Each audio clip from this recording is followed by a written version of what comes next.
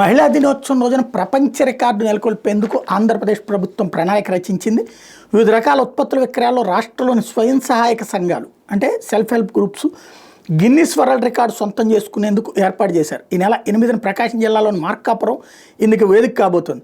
5 కోట్ల విలువైన ఉత్పత్తులను ఆ రోజున కేంద్ర ప్రభుత్వ ఆధ్వర్యంలోని ONDC open network for digital commerce online platform ద్వారా విక్రయించబోతున్నారు.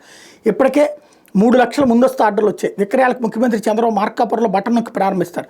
ఇటీవల ప్రభుత్వ కార్యక్రమాలను ఏకకాలంలో ఎక్కడికక్కడ పెద్ద ఎత్తున నిర్వహించడం ద్వారా ఆంధ్రప్రదేశ్ ప్రపంచం దృష్టిని ఆకర్షిస్తుంది. గతేడాది ఆగస్టు 23న ఒకే రోజు రాష్ట్ర వ్యాప్తంగా 13,326 గ్రామ పంచాయతీలో గ్రామ సభలు నిర్వహించి ప్రపంచ రికార్డును నెలకొల్పారు.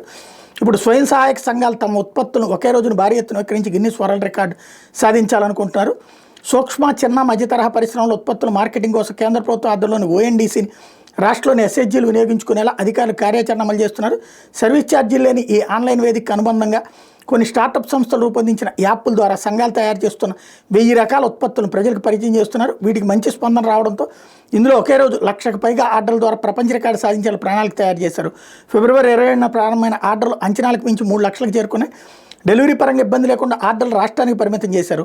అంతర్జాతీయ మహిళా దినోత్సవం సందర్భంగా శనివారం ఈ ఆర్డర్ల బటన్ నొక్కి 9-10 తేదీలు కొనుగోలుదారులకి అందజేయబోతున్నారు. ఈ ప్రక్రియ మొత్తాన్ని గిన్నిస్ వరల్డ్ రికార్డు ప్రతినిధులు పరిశీలించి సర్టిఫికెట్ అందజేయబోతున్నారు.